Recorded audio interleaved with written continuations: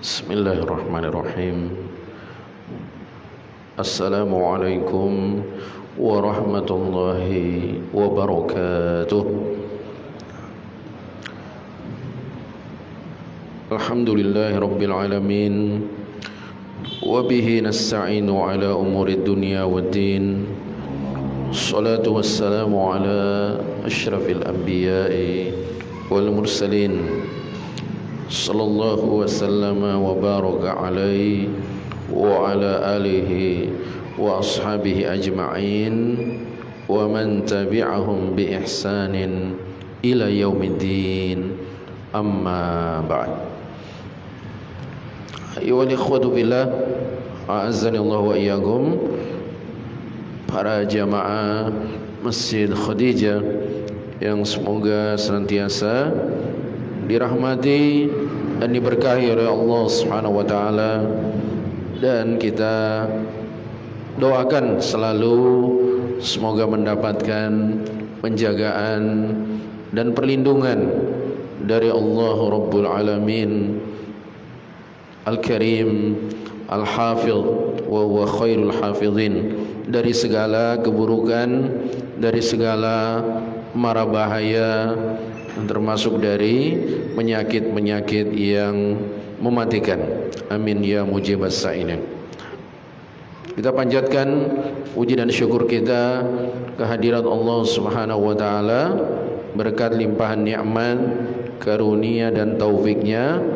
Di kesempatan malam hari ini kita akan kembali melanjutkan kajian kitab Fiqhul Asma'il Husna, Fikih Asma'ul Husna, yang dikarang oleh Fadilatul Syekh Profesor Dr. Abdul Razzaq Ibn Abdul Muhsin Al-Abbad Al-Badr hafizahumullah ta'ala.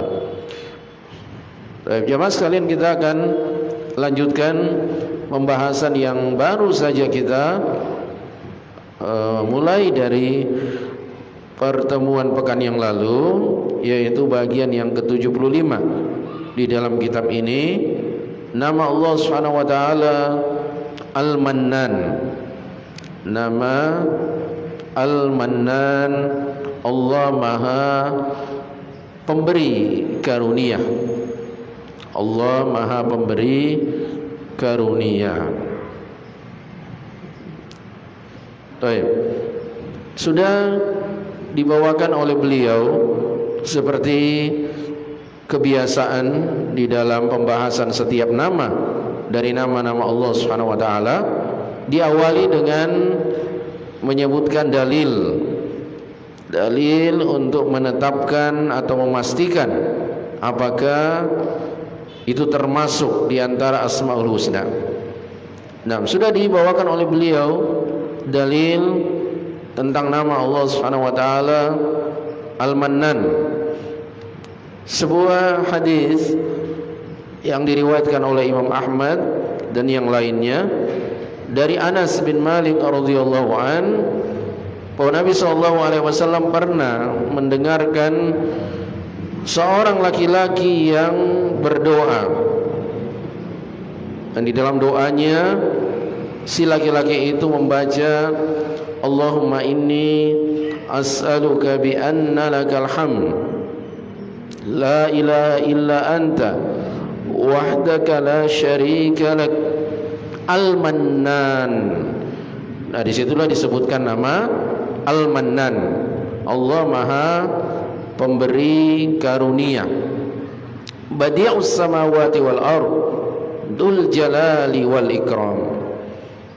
Nah, setelah mendengarkan laki-laki ini berdoa dengan membaca kalimat-kalimat tadi, Nabi SAW berkomentar. Kata beliau, laqad sa'altallaha bismihil a'zam. Sungguh engkau telah meminta, berdoa, memohon kepada Allah dengan menyebut namanya yang paling agung. Ya, ini yang masa disebut berdoa dengan bertawassul. Ya, bertawassul dengan menyebut nama Allah Subhanahu wa taala yang paling agung. Ya. Yang keutamaannya kata Rasulullah, alladzi idza du'iya bihi ajab. Yang jika seseorang berdoa dengan menyebut nama Allah ini, nama Allah yang agung ini, yang paling agung ini, ajaba, niscaya Allah akan mengijabah, memperkenankan doanya. Ya, ini keutamaannya membaca doa ini, ya mas sekalian, menjadikan pendahuluan kita dalam berdoa. Kemudian kata Rasulullah, idza su'ila bihi a'ta, dan siapa yang membaca doa ini, dengan doa ini dia meminta kepada Allah Subhanahu wa taala, dia akan diberi apa yang dia minta. Nah, ini kita janjikan pekan lalu, berdoa dengan menyebut nama Allah yang paling agung itu ada dua lafaz. Ada dua lafaz doa. Ini yang pertama. Ya, jadi disunahkan jamaah kalau kita berdoa, ya, kita memuji Allah Subhanahu wa taala, bersolawat kepada Nabi sallallahu alaihi wasallam. Itu sunnah-sunnah ketika kita berdoa. Kemudian kita membaca doa tawassul ini. Tawassul dengan nama Allah Subhanahu wa taala yang paling agung. Baru kemudian kita ya mohonkan kepada Allah apa saja hajat dan kebutuhan kita, baik dunia maupun akhirat. Nah, ini salah satunya. Ada lagi satu doa sama, namanya berdoa dengan nama Allah yang paling agung. Ya, hadis Buraidah, ini kan hadis Anas bin Malik, dan kisahnya sama. Ini dari hadis Buraidah Ibnul Husayb radhiyallahu an, diriwayatkan oleh Imam Abu Dawud. Nabi SAW juga mendengarkan kejadiannya sama persis. Mendengarkan seorang laki-laki berdoa, mungkin dia agak keraskan suaranya sehingga terdengar oleh Rasulullah. Dia membaca, Allahumma inni as'aluka bi anni ashhadu annaka antallah la ilaha illa anta al-ahadus samad alladzi lam yalid wa lam yulad wa lam yakul lahu kufuwan ahad. Ada potongan ayat dari surat Al-Ikhlas di dalam doa yang kedua ini. Saya ulangi, Allahumma inni as'al, mirip bagian depannya doa yang ini. Allahumma inni as'aluka bi anni ashhadu annaka antallah la ilaha illa anta al-ahadus samad alladzi lam yalid wa lam yulad. Sampai situ. Ya, berbeda ya dengan yang ada di kitab ini. Kemudian komentar Rasulullah sesudah mendengarkan laki-laki itu berdoa sama persis dengan hadis Anas ini. Nabi mengatakan, laqad sa'alallaha bismihil a'zam. Sungguh laki-laki ini barusan saja dia berdoa dengan menyebut nama Allah yang paling agung. Sama kan? Sama. Ya, sungguh laki-laki ini barusan saja dia berdoa dengan menyebut nama Allah yang paling agung. Alladzi idza su'ila bihi a'ta wa idza du'iya bihi ajaba. Yang mana Allah ketika seorang berdoa dengan menyebut nama itu, Allah akan ijabah, dan ketika dia minta, Allah akan berikan apa yang dia minta. Sama persis keutamaannya. Nah, ini hadis sahih riwayat Abu Dawud dari Buraidah radhiyallahu an. Maka hibati bilang, ya berusahalah kita untuk dapat menghafalkan dua doa ini, dua kalimat ini, atau dua pengantar pendahuluan kita berdoa dengan menyebut nama Allah Subhanahu wa taala yang paling agung. Nah, jadi jelas dari doa ini ada penyebutan nama Al-Mannan. Ya, Al-Mannan, Allah yang Maha Pemberi Karunia. Berarti ini sudah bisa dipastikan Al-Mannan termasuk Al-Asmaul Husna. Baik. Sekarang ahibati fillah jamaah kita beralih ke maknanya. Apa sungguhnya makna kandungan Al-Mannan, nama Al-Mannan? Qala al-muallif hafizahullah, wal mannan huwa katsirul ata. Al-Mannan adalah yang banyak memberikan pemberian, banyak pemberiannya, katsirul ata. Ya. Al-Mannan, makanya Al-Mannan jamaah dalam tata bahasa Arab ini kan mengikuti pola atau wazan sighah mubalaghah namanya. Ya, ini dalam tata bahasa Arab pola Al-Mannan mengikuti pola sighah mubalaghah al-fa'al yang artinya banyak, bermakna banyak, sering, sangat gitu. Ya. Seperti Allah mengatakan fa'alul lima yurid. Allah itu ya paling banyak, paling sering, sangat sekali ya. Begitu maknanya seperti itu. Ya, bukan 1-2 kali Allah memberikan, banyak pemberiannya, melimpah pemberiannya. Makanya disebut Al-Mannan, Allah pemberi karunia. Nah, kemudian azimul mawaib. Ini semua hibatifillah hampir sama. Kalimat-kalimat sesudahnya dari sisi makna adalah bentuknya pengulang, sifatnya pengulangan. Azimul mawaib, sangat agung anugerahnya, pemberiannya. Wasi'ul ihsan, luas kebaikannya. Alladzi yadurrul ata'a ala ibadi, dialah yang mencucurkan pemberian kepada hamba-hambanya. Ya, jadi pemberian Allah SWT terus menerus, tidak ada henti-hentinya, melimpah ruah.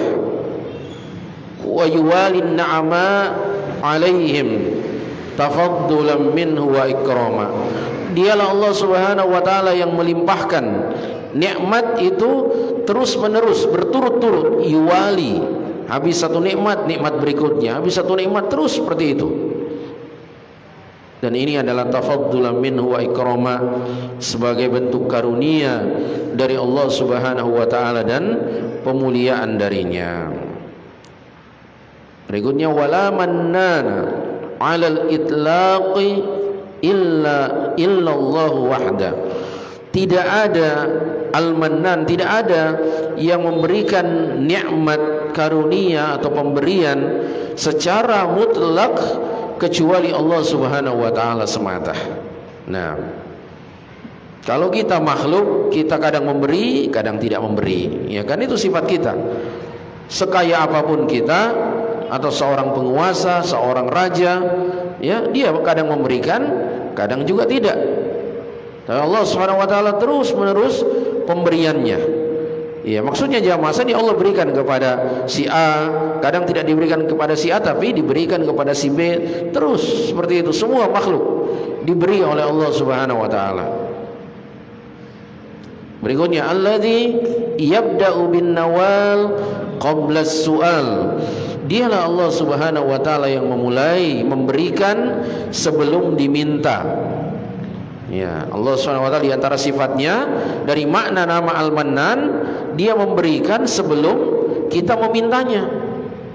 Nah, ini juga menunjukkan maha pemberinya, maha pemberi karunia-Nya Allah Subhanahu wa taala. Dia sudah memberikan sebelum kita minta. Laul minnatu ala ibadi. Dia memiliki nikmat karunia atas hamba-hambanya. Wala minnata li ahadin minhum alaihi, dan tidak ada nikmat karunia dari atau dimiliki oleh seorang pun dari kalangan hamba atasnya. Artinya itu nikmat sumbernya dari Allah Subhanahu wa taala. Nah, kalau kita kan makhluk, ya, seseorang punya kekayaan, ya sekalian materi, sehingga dia sering berbagi kepada sesama. Kadang ada sumber-sumbernya, ada donaturnya juga misalnya. Ya, dari mana kok dia bisa atau suatu lembaga misalnya, ya, aktif berbagi kepada sesama, sangat dermawan, sangat sosial. Nah, mengadakan kegiatan-kegiatan sosial. Nah, ada Jumat berkah dan lain sebagainya. Ternyata ada suntikan dana dari pihak lain. Ya kan, ada donatur, ada muhsinin. Nah, kalau Allah Subhanahu wa taala tidak, memang nikmat itu berasal dari Dia, dari Allah Subhanahu wa taala. Tidak ada yang menyupport Allah Subhanahu wa taala, tidak ada dukungan dari pihak lain, pemberian dari pihak lain kemudian Allah salurkan, tidak ada. Nah, ini maknanya kalimat tadi. Al-minnah, nikmat itu mutlak bersumber dari Allah. Ya, mutlak bersumber dari Allah. Tidak ada seorang pun dari kalangan makhluk, dari kalangan hambanya yang memberikan nikmat itu atas Allah Subhanahu wa taala. Jadi tidak sama. Allah tidak sekufu dengan makhluknya, tidak bisa disamakan dengan sifat-sifat makhluknya. Makanya Syekh menambahkan kalimatnya sehabis mengucapkan kalimat tadi, ta'alallahu 'uluwan kabira. Maha tinggi Allah dengan ketinggian yang besar. Artinya tidak bisa diserupakan dengan makhluk. Wa huwa amrun masyhudun lil khaliqati kulliha. Dan ini kata beliau adalah perkara yang disaksikan. Kita bisa saksikan nikmat dan karunia Allah Subhanahu wa taala yang terus menerus melimpah. Ya, ini perkara yang bisa kita saksikan. Disaksikan oleh semua makhluk kulliha, semuanya. Barriha, baik yang soleh, albar, yang taat, wa fajiriha, maupun yang fajir, yang tidak taat, pendosa. Semua merasakan nikmat dari Allah Subhanahu wa taala. Bahkan dia tidak bisa berbuat dosa kalau tidak perantaraan dengan bantuan nikmat Allah Subhanahu wa taala. Nah, pencuri misalnya, kalau dia lagi sakit, ya, tidak bisa dia pergi mencuri, pergi membegal, ya, pergi merampok, kan? Ya, dia butuh energi, ya, dia butuh tenaga. Nah, kan berarti apa?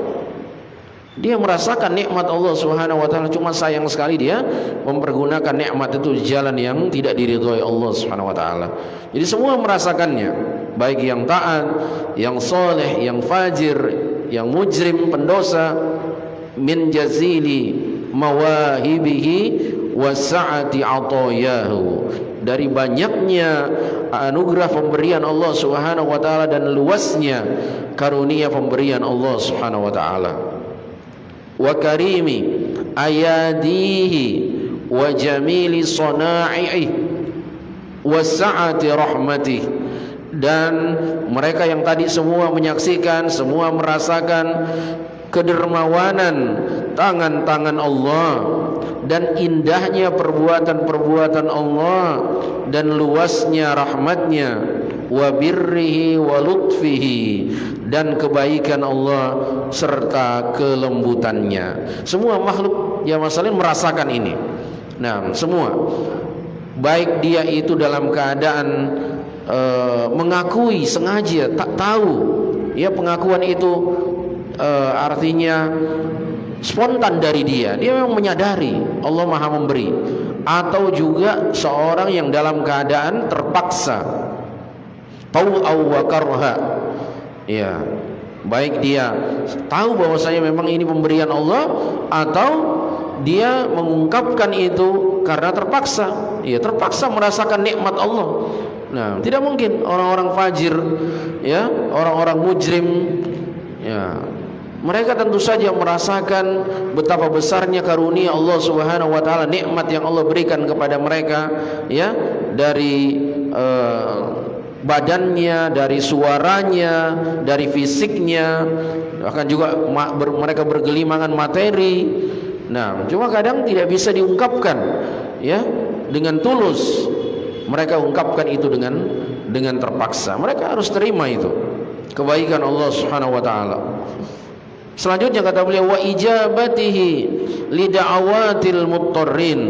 Di antara juga karunia Allah Subhanahu wa taala adalah dia mengijabah, mengabulkan doa orang-orang yang terdesak, yang kebutuhannya sangat terdesak dalam kondisi darurat. Ya, orang yang dalam keadaan terdesak sekali kebutuhannya ingin dipenuhi, Allah Subhanahu wa taala yang mengijabah.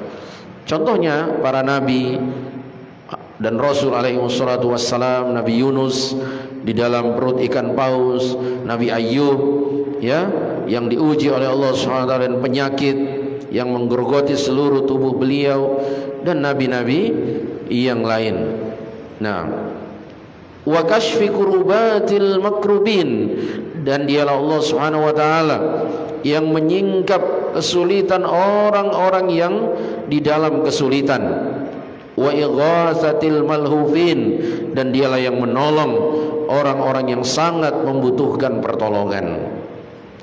Wa daf'il mihani wal balaya ba'da iqadi asbabiha, dan dialah Allah Subhanahu wa taala di antara karunia-Nya, Allah Subhanahu wa taala yang menolak atau menghindarkan segala macam fitnah, ujian, bala, mara bahaya, petaka sesudah terrealisasikan sebab-sebabnya. Artinya sebab-sebabnya ada, tapi kemudian Allah Subhanahu wa taala hindarkan seseorang itu dari petaka. Nah, antum biasa mungkin lihat video di media sosial, ya, video orang-orang yang terselamatkan dari kecelakaan. Nah, secara logika orang ini sudah berada di ujung tanduk, ya, nasibnya, nyawanya. Nah, ada tabrakan di jalan, ya, secara hitung-hitungan orang ini sudah pasti mati. Tapi subhanallah dia masih terselamatkan. Ya kan, ada video seperti itu. Nah, siapa yang melakukan itu? Siapa yang menghindarkan dia dari petaka seperti itu? Allah Subhanahu wa taala. Padahal sebab-sebabnya sudah betul-betul ada. Ya. Nah, wasarfiha ba'da wuku'iha, dan yang menghindarkan atau memalingkan musibah-musibah tadi, bencana-bencana, petaka-petaka tadi sesudah terjadinya, Allah Subhanahu wa taala. Itu semua juga karena karunia Allah Subhanahu wa taala.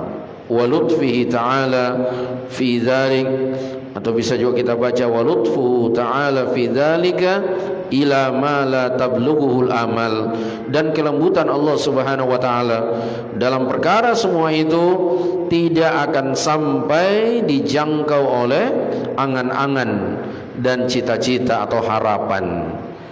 Nah, selanjutnya kata beliau masih menjelaskan betapa luasnya, melimpahnya karunia Allah Subhanahu wa taala, sehingga Allah adalah Al-Mannan.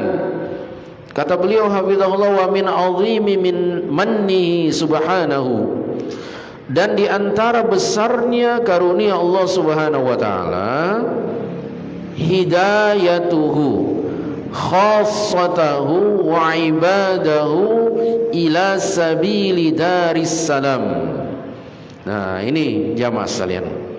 Kalau tadi Syekh berbicara tentang karunia-karunia Allah yang bersifat materi, ya, bersifat materi, dunia, kesenangan dunia, nikmat dunia. Nah, yang paragraf berikutnya ini beliau berbicara tentang karunia Allah Subhanahu wa taala yang bersifat khusus. Kalau yang tadi itu siapapun merasakan. Makanya tadi beliau sudah mengatakan baik orang taat, orang pendosa, ahli maksiat, kafir, ya, merasakan semua karunia Allah. Baik dia tahu itu, dia sadari itu, ataupun dia terpaksa mengakui itu. Ya kan? Mereka merasakan semua nikmat. Siapa yang memberikan nikmat kesehatan bagi mereka sehingga mereka bisa bermaksiat? Ya, Allah Subhanahu wa taala. Nah, kalau yang ini, yang di paragraf berikut ini khusus, karunia yang bersifat khusus. Kata beliau, di antara agungnya nikmat Allah Subhanahu wa taala adalah hidayah. Hidayah yang dia berikan kepada orang-orang khusus dan istimewanya, hamba-hambanya yang dia khususkan, tidak semua orang, kepada jalan, ditunjukinya kepada jalan Darussalam, ya, jalan keselamatan, tempat keselamatan. Nah, ini kan tidak semua orang, khawafilah. Ya, disinilah kita nanti diantar untuk mensyukuri nikmat Allah Subhanahu wa taala dan sering-sering menyebut nama Allah Al-Mannan. Inilah juga rahasianya mengapa doa yang tadi dipanjatkan laki-laki di pembahasan awal kajian kita adalah termasuk berdoa dengan nama Allah yang paling agung. Ya, karena disinilah kita menyebut-nyebut nama Allah yang Maha Pemberi Karunia. Kemudian lanjutannya kata beliau, wa mudafa'atuhu anhum ahsanad difa'. Dan di antara karunia Allah Subhanahu wa taala yang paling agung kepada hamba-hambanya yang bersifat khusus adalah ketika Allah Subhanahu wa taala membela mereka dengan pembelaan yang paling bagus. Ya, Allah membela. Allahu yudafi'u 'anil ladzina amanu. Allah membela hamba-hambanya yang beriman. Salah satu contohnya yang tentu saja insyaallah masih atau sangat segar dalam ingatan kita jamaah sekalian, dalam pembahasan kita di pelajaran tafsir di subuh hari. Kita sedang membahas tafsir surat Al-Anfal, kisah perang Badar. Bagaimana Allah Subhanahu wa taala ya menunjukkan pembelaannya yang luar biasa kepada hamba-hambanya dengan jumlah hanya sekitar 313 personil dengan persenjataan ala kadarnya. Itu pun mereka keluar tadinya bukan dengan niat berperang. Jadi bisa dibayangkan tidak ada persiapan. Mereka hanya keluar untuk mencegat kafilah dagang ya Abu Sufyan dari Syam ya. Tapi kemudian turun perintah berjihad pada saat itu. Ya, tapi Allah SWT pasti kan sudah tahu. Ya, tidak akan membinasakan hamba-hambanya, orang-orang khusus pilihannya. Allah membantu mereka. Dikirimkan 5.000 malaikat menolong mereka. Ya, dalam perang Badar. Nah, ini contoh Allah Subhanahu wa taala membela, menolong hamba-hamba pilihannya ahsanad difa' dengan pembelaan yang paling ahsan, yang paling bagus. Selanjutnya wahimayatuhum minal wuqu'i fil azam, dan menjaga mereka, memelihara mereka terjerumus ke dalam dosa-dosa. Ini jamaah sekalian, Allah Subhanahu wa taala melindungi kita, menghindarkan kita terjerumus ke dalam dosa. Ya, atau kadang kita sudah berbuat dosa kemudian kita disadarkan oleh Allah Subhanahu wa taala, kita bertaubat. Seperti alhamdulillah beberapa saudara-saudara kita yang resign dari tempat kerja yang mengandung dosa, ya, yang mengandung riba dan lain sebagainya, disadarkan oleh Allah Subhanahu wa taala. Allah berikan hidayah kepada mereka sehingga mereka tidak larut dalam berbuat dosa, tidak terus-menerus dalam terjerumus ke dalam perbuatan dosa. Nah, ini bagian karunia Allah. Jadi jangan dikira karunia cuma berkaitan dengan materi, dengan fisik, dengan kesenangan dunia, tidak. Bahkan ini karunia yang paling agung ini. Nah, kemudian kata beliau, wa hubbiba ilaihimul iman wa zayyanahu fi qulubihim. Dan diantara karunia Allah kepada hamba-hambanya yang terpilih, hamba-hamba khususnya adalah Allah jadikan kecintaan kepada mereka terhadap perkara keimanan. Ya, kita cinta terhadap perkara keimanan. Ya, buktinya Masya Allah para saudara kita begitu sudah ada ya kelonggaran untuk mengadakan majelis ilmu, disambut dengan antusias yang luar biasa. Nah, itu mudah-mudahan adalah tanda keimanan. Kita mencintai hal-hal yang berbau keimanan, yang mengajak kita untuk meningkatkan keimanan kita, memupuk keimanan kita. Dan dihiasinya keimanan itu di dalam hati-hati mereka. Nah, wa karraha ilaihimul kufra wal fusuqa wal isyan, dan Allah Subhanahu wa taala jadikan mereka benci kepada kekufuran, kefasikan dan kemaksiatan. Nah, ini juga karunia Allah Subhanahu wa taala. Jadi tidak ada hubungannya dengan radikalisme, fundamentalisme, ekstremisme, orang-orang yang menampakkan kebenciannya kepada kekufuran, kefasikan dan kemaksiatan. Justru ini adalah tanda Allah Subhanahu wa taala memberikan hidayah kepada mereka. Nah, jangan selalu dikait-kaitkan dengan ya itu radikal atau garis keras dan lain sebagainya. Nah, wa kataba fi qulubihimul imana wa ayyadahum bi ruhin min, dan juga diantara karunia Allah Subhanahu wa taala Allah catatkan di hati mereka, tetapkan atau mantapkan di hati mereka keimanan, dan Allah Subhanahu wa taala kuatkan mereka dengan pertolongan darinya. Ya, ini dua kalimat ini jelas adalah potongan ayat. Artinya tidak persis ayat ya bunyinya, tapi ini adalah makna ayat. Kalau yang tadi ya hubbiba ilaihimul iman dan seterusnya, ini di surat Al-Hujurat. Ya, di antara tanda dan ciri-ciri Allah Subhanahu wa taala memberikan hidayah kepada hamba-hambanya yang Dia pilih secara khusus adalah dijadikan kecintaan di dalam hati mereka terhadap keimanan. Ini surat berikutnya tadi Allah mantapkan di surat Al-Mujadilah. Nah, berikutnya inna min qabli ay yakhluqahum. Di antara karunia Allah Subhanahu wa taala yang bersifat khusus, Allah namakan mereka. Nah, ini yang saya, Allah namakan mereka hamba-hambanya ini Muslim sebelum Allah menciptakan mereka. Subhanallah. Ini ya, makanya kita terlahir kullu mauludin yuladu alal fitrah. Setiap bayi yang terlahir dilahirkan di atas fitrah. Apa makna fitrah di sini? Islam, tauhid. Allah namakan kita muslim sebelum Allah ciptakan kita. Huwa sammakumul muslimina min qabl. Itu ayat terakhir di surat Al-Hajj. Dialah Allah yang menamakan kalian muslim sejak dulu.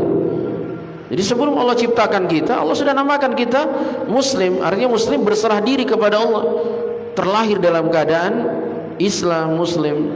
Hanya saja kedua orang tuanya lah yang menjadikannya ya Yahudi, menjadikannya Nasrani atau menjadikannya Majusi. Ya, asalnya Allah namakan kita muslim. Nah, huwa sammakumul muslimina min qabl. Sebelum Allah ciptakan kita. Selanjutnya termasuk karunia Allah Subhanahu wa taala yang bersifat khusus, wa dzakarahum qabla an yadhkuru. Dan Allah menyebut mereka sebelum mereka menyebutnya. Allah menyebut kita hamba-hambanya yang khusus sebelum kita menyebut Allah. Nah, ya, banyak ayat-ayat yang maksudnya hadis-hadis Nabi Sallallahu Alaihi Wasallam Allah sudah menyebutkan ya melalui lisan Rasul. Kalau hadis misalnya melalui lisan Rasulullah, akan datang nanti golongan dari umatku begini dan begini, ya kan? Allah sudah sebut sebelum mereka ya menyebut Allah Subhanahu wa taala. Bahkan dalam penciptaan Adam, Allah sudah menyebut Adam sebelum Allah menciptakannya. Wa id qala rabbuka lil malaikati inni ja'ilun fil ardi khalifah. Dan ingatlah ketika Rabbmu berkata kepada para malaikat, aku akan menciptakan khalifah yang memakmurkan bumi, yaitu Adam. Allah sebutkan dia sebelum dia menyebut Allah Subhanahu wa taala. Nah, subhanallah, ini sudah karunia Allah Subhanahu wa taala. Wa atahum qabla an yas'alu. Dan Allah Subhanahu wa taala memberikan mereka sebelum mereka meminta kepada Allah Subhanahu wa taala. Ini ada pengulangan. Tadi di awal kan paragraf sebelumnya yang sudah ada kalimat yang maknanya seperti ini. Di antara karunia Allah Subhanahu wa taala yang bersifat umum, ya, seorang hamba diberi sebelum dia meminta. Nah, banyak, makanya ada rezeki tak disangka-sangka namanya. Ya, kan dalam agama kita ada yang namanya rezeki yang tak disangka-sangka. Ya, tidak diusahakan, atau kadang mengusahakan sedikit atau sebagian, dapatnya banyak, melimpah. Ya. Nah, yang khusus juga demikian ada. Allah berikan kepada mereka sebelum mereka memintanya.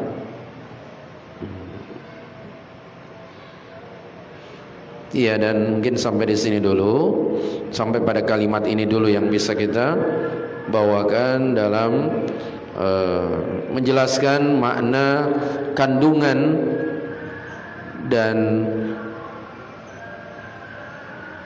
arti yang mendalam dari nama Allah Subhanahu wa taala Al-Mannan, Allah Maha Pemberi Karunia.